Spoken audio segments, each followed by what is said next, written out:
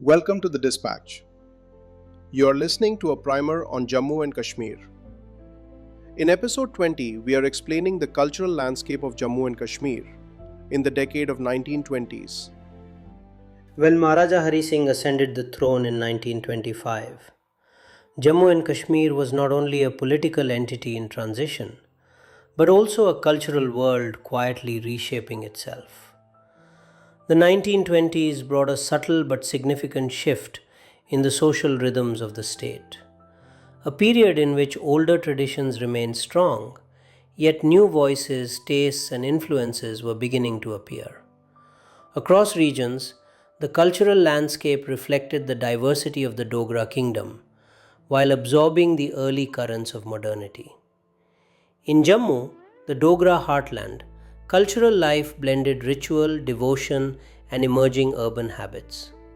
Temples, fairs, and seasonal festivals remained the backbone of social life.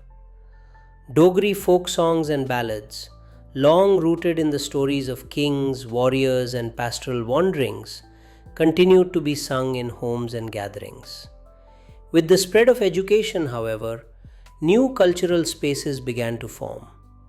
Reading clubs, small libraries, and debating societies appeared in the town, drawing clerks, teachers, and students into discussions that ranged from poetry to public affairs.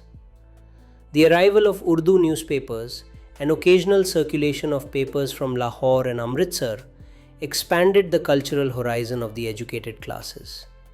The Kashmir Valley, with its older traditions of Persianate learning, Sufi culture, and artisan life, carried a deeper historical resonance.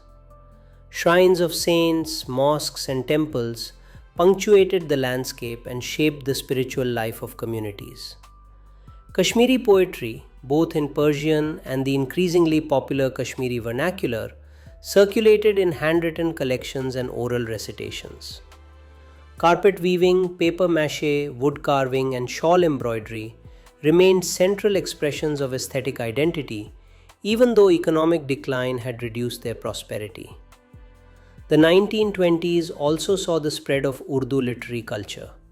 Poetry readings, manuscript copying, and small literary circles in Srinagar introduced modern genres of prose and criticism.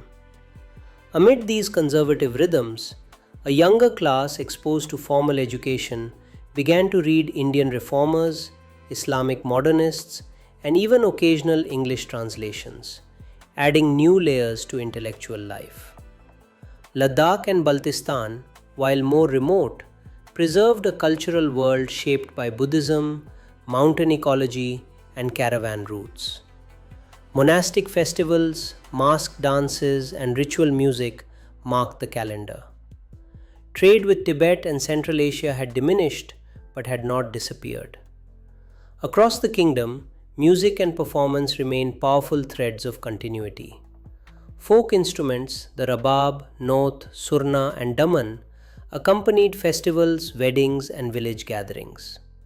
Storytelling traditions, whether Dogri Katha, Kashmiri Vaiz, or Ladakhi folk narratives, served as repositories of memory and moral instruction.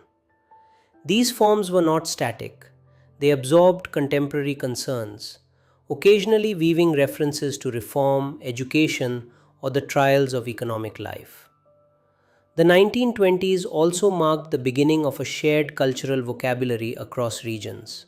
Urdu, already the language of administration, became an increasingly common medium for literature, journalism, and inter-community communication.